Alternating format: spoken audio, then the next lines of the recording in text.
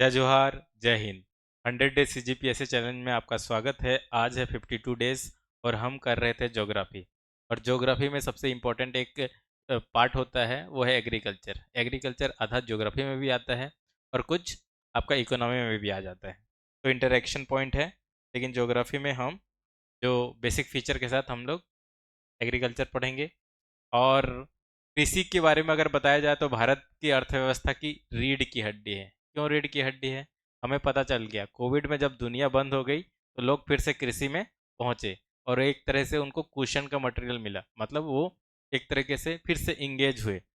और आज भी जो लगभग लगभग 42 से 48% अलग अलग सर्वे के अनुसार मिलता है, आज भी उतने लोग लगभग लगभग लगभग 50% के आसपास जो लोग हैं कोई कार्य कर रहे हैं, एक्टिविटी कर रहे हैं, कृषि से जुड़े हुए हैं। लेकिन उसका जो वैल्यू है भले कम हो गया है, क्योंकि इंडस्ट्रियलाइजेशन का दौर है, सर्विस सेक्टर का दौर है, फिर भी वो जीडीपी का लगभग 15 से लेके 20% का कंट्रीब्यूशन करता है। हमारा जो कृषि है जनरली मानसून पे बहुत ज़्यादा निर्भर करता है। और यहाँ का जो कृषि है आजीविका के लिए ज़्यादा फोकस्ड है, लेकिन धीरे धीरे वाणिज्यिक कृषि भी हो रहा है, कमर्शियल कृषि भी हो रहा है, जैसे जैसे न्यू स्टार्टअप आ रहे हैं और लोगों का जो माइंडसेट चेंज हुआ है उससे। कृषि हमारे लिए सबसे ज़्यादा इंपॉर्टेंट इसलिए होता है क्योंकि इससे हम लोग का खाद्य सुरक्षा कर सकते हैं। एटलीस्ट जैसे कोविड के टाइम में हमारे पास बफर स्टॉक पड़ा हुआ था एफसीआई गोदान में, और हमने वादा किया है अपने लोगों को फूड सिक्योरिटी एक्ट 2013 के अनुसार कि कोई भी किसी को भी भूखमरी से नहीं मरने देना है। साथ ही साथ हम निर्यात भी करते हैं पूरे देश को, जहाँ पे वॉर हो रहा है वहाँ पे हम लोग जनरली खाद्य पहुँचाते हैं। वो हमारा भारत का एक अच्छा फिलॉसफी है। चाहे यूक्रेन वॉर हो, चाहे आ, चाहे आपका जो गल्फ में वॉर हो, कृषि को समझने के लिए हम लोग का क्या रहता है कि एक बेसिक फ्रेमवर्क रहता है। कुछ जैसे कि कुछ इनपुट चीज़ चाहिए खेती करने के लिए, और उसका जो आउटपुट मिलेगा आपको अलग अलग खाद्यान्न मिलेगा। आउटपुट में धान मिल सकता है, या फिर नकदी फसल मिल सकता है, या फिर चाय पत्ती हो गया, बागानी फसल, तो अलग अलग ये आउटपुट मिलता है।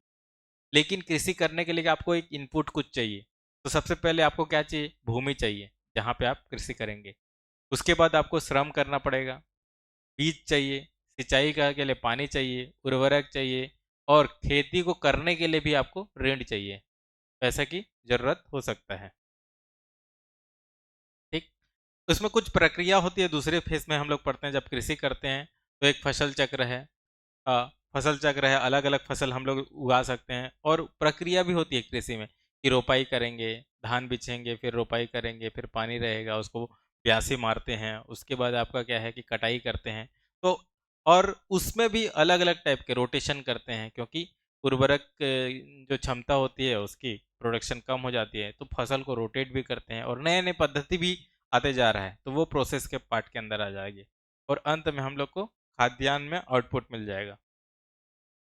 नेक्स्ट, अगर हम लोग भारतीय कृषि की विशेषताएं बताएं तो उसमें हमको पता चलता है कि लोग सबसे ज़्यादा सब्सिस्टेंस कृषि करते हैं, आधारित करते हैं, मतलब आजीविका के आधार पे आजीविका का संसाधन रहता है। क्योंकि अगर हम लोग देखा जाए पूरे भारत में जो कृषि है उसमें छोटे और खंडित जो रहते हैं, मतलब क्या है कि जो किसान हैं उन लोग का 85% जो किसान है उन लोग का 2 एकड़ से कम है, 2 एकड़ से कम है। और धीरे धीरे क्या होते जा रहा है कि पॉपुलेशन ग्रोथ बढ़ते जा रहा है, तो क्या है कि जो हेरिटेज का जो लैंड है, ठीक है, वो कम होते जा रहा है ज़मीन। क्योंकि आपके आपके 4 बेटे हैं तो अगर 8 एकड़ है तो 2 एकड़ में बढ़ जाएगा, और 2 एकड़ रहेगा तो आपके बच्चे होंगे, दो अगर बच्चे हैं तो 1 एकड़ में। तो खंडित जो है या फिर छोटे जो फ्रेगमेंटेड लैंड है वो बहुत बड़ा समस्या भी है, और ये विशेषता भी है। और लोग लोग जमीन को या फिर खेती को एज अ इकोनॉमिक एक्टिविटी नहीं, अर्थव्यवस्था के लिए ही नहीं देखते वो लोग, ये उनका लाइफ का पार्ट भी है। ठीक है, एक लाइफ स्टाइल भी हो गया है। और नेक्स्ट है जो हम लोग का भारतीय जो कृषि है वो मानसून पे बहुत ज़्यादा निर्भर करता है, और अलग अलग मिश्रित और विविध टाइप का कृषि करते हैं हम लोग।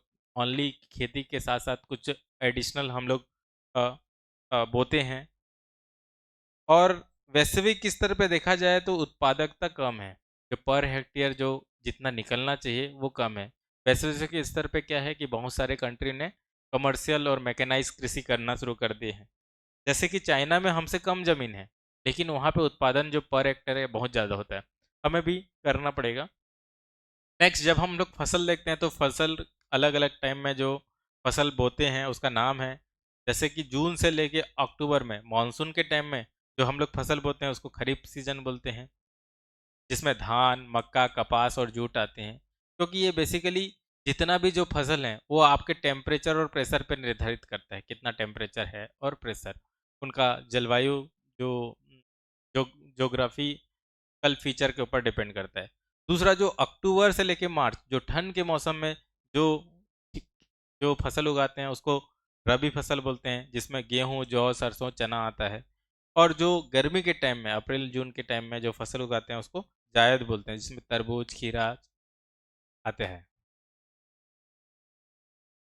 नेक्स्ट, अगर खाद्यान्न फसल देखें, जो मोटा अनाज होता है खाद्यान्न फसल, तो धान सबसे ज़्यादा प्रामुख्यता है हमारे देश में। पश्चिम बंगाल, उत्तर प्रदेश, पंजाब, छत्तीसगढ़। छत्तीसगढ़ को इवन धान का कटोरा भी बोला जाता है। क्यों कटोरा बोला जाता है? ऐसा नहीं है कि बहुत ज़्यादा धान होता है। ये होता है कि यहाँ पे क्या है कि जो जो डेंसिटी यानी प्रोडक्टिविटी है पर हेक्टेयर जो धान है वो ज़्यादा होता है। और जो हम लोग का जो एरिया है महानदी, महानदी का जो एरिया में जो धान धान जो है वो एक नेचुरल सिंचाई की व्यवस्था है, मतलब।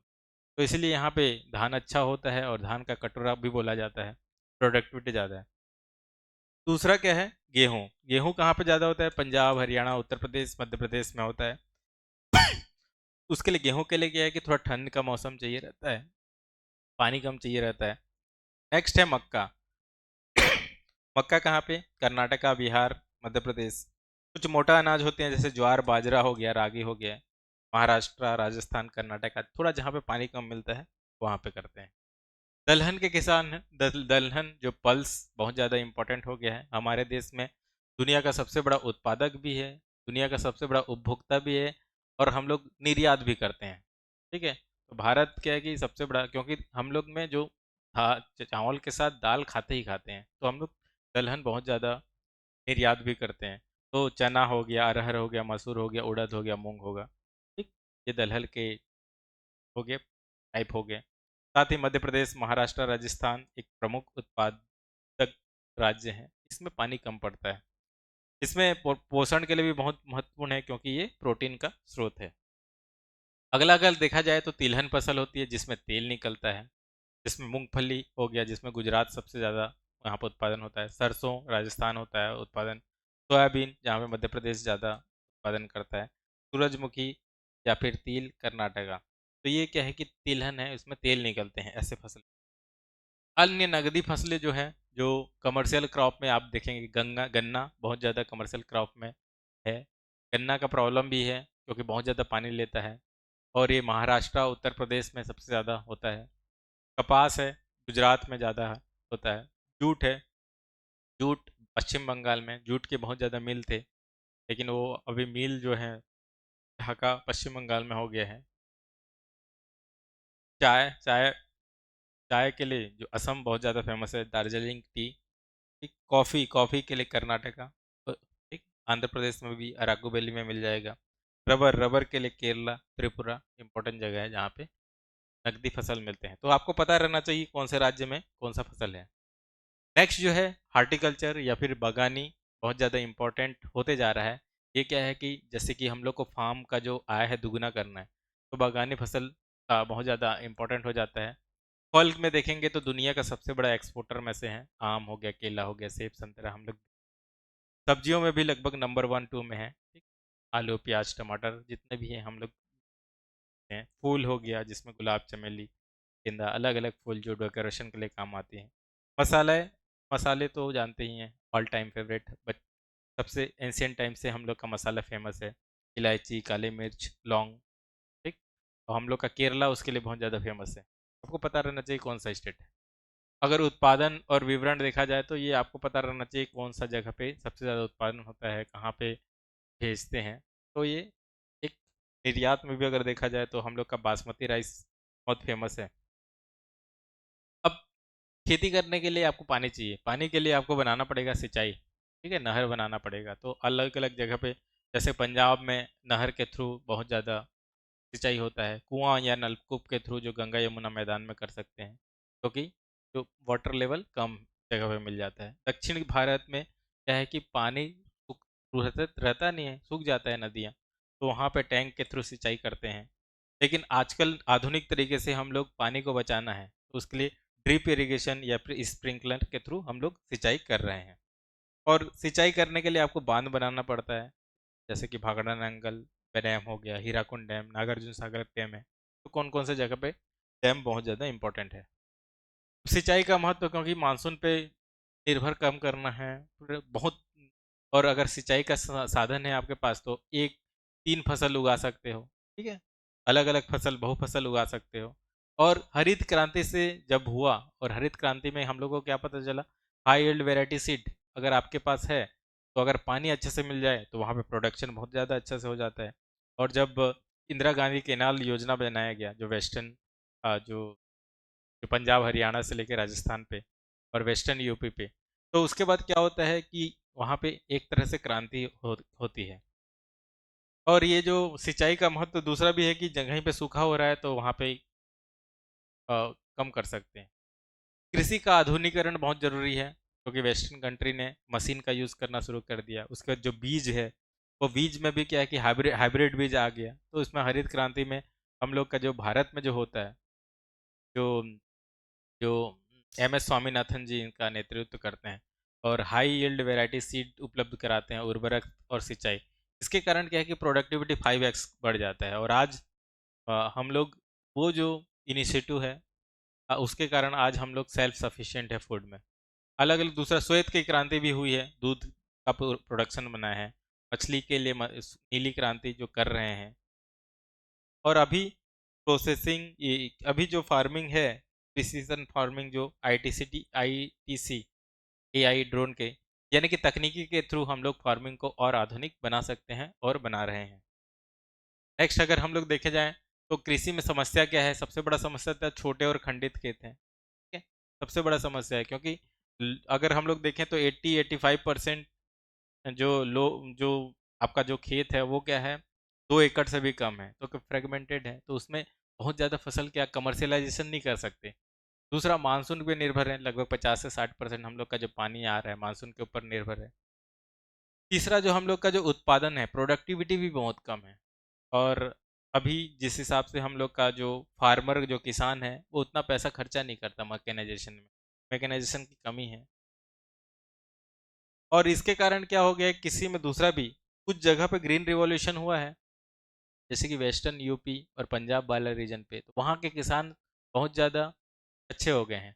लेकिन अगर हम लोग पूर्वी भारत को देखा जाए, उड़ीसा, छत्तीसगढ़, झारखंड, बिहार, यहाँ पे क्या है कि कृषि में रिवॉल्यूशन नहीं हुआ, एक ग्रीन रिवॉल्यूशन नहीं हो पाया अच्छे से। तो यहाँ पे किसान और वहाँ के किसान के बीच इनकम में बहुत ज़्यादा इनइक्वलिटीज़ है, तो असमानताएं बढ़ी हैं। लेकिन अब जो प्रेजेंट गवर्नमेंट है, फोकस कर रहा है कि ईस्टर्न इंडिया में भी ग्रीन रिवॉल्यूशन 2.0 कर सकें। बहुत सारे योजना बनाए हैं। एक तो जमींदारी, आफ्टर इंडिपेंडेंस में क्या हुआ, जब ब्रिटिश थे तो हम लोग का लैंड रेवेन्यू सिस्टम से बहुत ज़्यादा एक्सट्रैक्ट किए ना, परमानेंट सेटलमेंट अगर आप पढ़े होगे तो। लेकिन उसके बाद जमींदारी व्यवस्था को ही हम लोग ने बंद कर दिया। दूसरा, कुछ लोग के पास बहुत ज़्यादा ज़मीन थी तो उसका सीलिंग लगा दिया गया। और उसके बाद जैसे एम एस स्वामीनाथन कमेटी के हिसाब से एमएसपी हम लोग देना शुरू किए, मिनिमम सपोर्ट प्राइस। अभी लगभग लगभग 23 फसल पे हम लोग एमएसपी देते हैं। उसके बाद शुगर हो गया, शुगर पे भी देते हैं। एक अलग अलग संस्थाएं डेडिकेटली कृषि क्षेत्र को बढ़ाने के लिए बनाया गया है, जिसमें नाबार्ड है, एफसीआई है, एपेडा है, सीपी है, जो एमएसपी को निर्धारित करने में मदद करता है। तो अलग अलग संस्थाएं डेडिकेटली हम लोग ने बनाया है।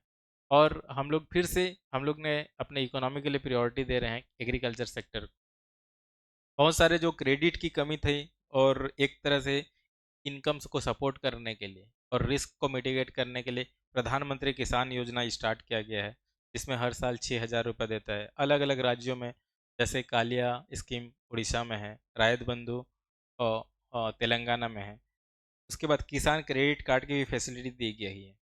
और इम्पोर्टेंटली, सबसे इम्पोर्टेंट, जो हम लोग ने खाद्य सुरक्षा अधिनियम 2013 पारित किया गया है, फूड सिक्योरिटी एक्ट, जिसके थ्रू बहुत सारे राज्यों में 1 रुपया 2 रुपया किलो में चावल खाद्यान्न पहुंचाया जाता है, दिया जाता है। अलग अलग क्रांति है, जैसे हम लोग ने पढ़ा, हरित क्रांति अनाज के लिए, श्वेत क्रांति दूध के लिए हुआ था, नीली क्रांति मत्स्य के लिए, पीली क्रांति तिलहन के लिए, स्वर्ण क्रांति बागवानी के लिए, ठीक है ना, गुलाबी क्रांति प्याज के लिए हुआ है। कुछ एलाइड सेक्टर है, वो भी हमारे किसानों के लिए आय को दुगुना करने के लिए फायदा हो सकता है, ठीक है? जैसे कि दूध क्षेत्र हो गया, विश्व का सबसे बड़ा उत्पादक देश है।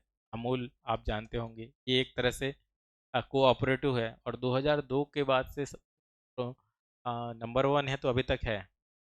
मत्स्य पालन में भी हमारा दूसरा स्थान है, और इनलैंड जो मत्स्य पालन भी हम लोग का बहुत अच्छा होते रह जा रहा है। पोल्ट्री फार्म तेजी से उभर रहा है, मधुमक्खी पालन भी कर रहे हैं, रेशम पालन, तो ये एलाइड सेक्टर है। आप खेती के साथ साथ इसको भी कर सकते हो, जिसके कारण आपका इनकम डाइवर्सिफिकेशन हो सकता है। लेकिन खेती खेती को भी आपको सस्टेनेबल बनाना है, सतत बनाना है, तो उसके लिए आजकल जो सरकार के द्वारा बहुत ज़्यादा फोकस किया जा रहा है जैविक खेती, जिसमें सिक्किम पहला राज्य बना है जो 100% जैविक खेती कर रहा है। साथ ही साथ शून्य बजट प्राकृतिक खेती खेती जो zero zero budget natural farming के अब बातें की गई हैं बजट पे। और जलवायु को देखते हुए स्मार्ट कृषि की बात कर रहे हैं सरकार, क्योंकि हमको पता चल रहा है कि जलवायु अगर परिवर्तन हो रहा है तो सबसे ज़्यादा जिसको खतरा होगा वो क्या है, मानसून हो गया, या फिर वो इरेगुलर आएगी, और के कारण खेती किसान को ही सबसे ज़्यादा घाटा होने वाला है। तो स्मार्ट कृषि के लिए टेक्नोलॉजी का हम लोग यूज़ कर रहे हैं, आईसीटी का यूज़ कर रहे हैं, एग्रो फॉरेस्ट्री, उसके बाद किसान उत्पादक संगठन बनाया गया है। जो मैकेनाइजेशन का बहुत ज़्यादा प्रॉब्लम है, ठीक है, लोगों के पास पैसा नहीं है, तो क्या है कि जो किसान लोग मिल के एक संगठन बनाया जा सकता है, जिसके कारण क्या है कि कम या फिर किफ़ायती दर पे उन लोग को जितना भी इक्विपमेंट हो गया, मशीन है, वो मिल सकता है। और वैल्यू एडिशन के लिए एग्री स्टेक बनाया जा रहा है सरकार ने, और फिर भेजने सेल करने के लिए जो मंडी था व्यवस्था है, उसको इलेक्ट्रॉनिक फॉर्म में ई नेम स्टार्ट किया है, इलेक्ट्रॉनिक मंडी, ई नेशनल एग्रीकल्चर मार्केट। अब हम लोग प्रैक्टिस जो आपको क्वेश्चन करना है वो देख लेते हैं। व्हाट इज कैश क्रॉप, नकदी फसल क्या है? 2 मार्क्स में आपको लिखना है। 4 मार्क्स में लिखना है कि differentiate between the kharif and जायद क्रॉप, खरीफ और जायद फसलों में अंतर लिखिए। नेक्स्ट 8 मार्क्स के लिए आपको लिखना है explain the concept of agriculture value chain with example, कृषि मूल्य श्रृंखला की अवधारणा उदाहरण सहित समझाना है। 10 मार्क्स में आपको प्रैक्टिस करना है discuss the problem of Indian agriculture and their causes, भारतीय कृषि की समस्याएं और उनके कारणों पर चर्चा कीजिए।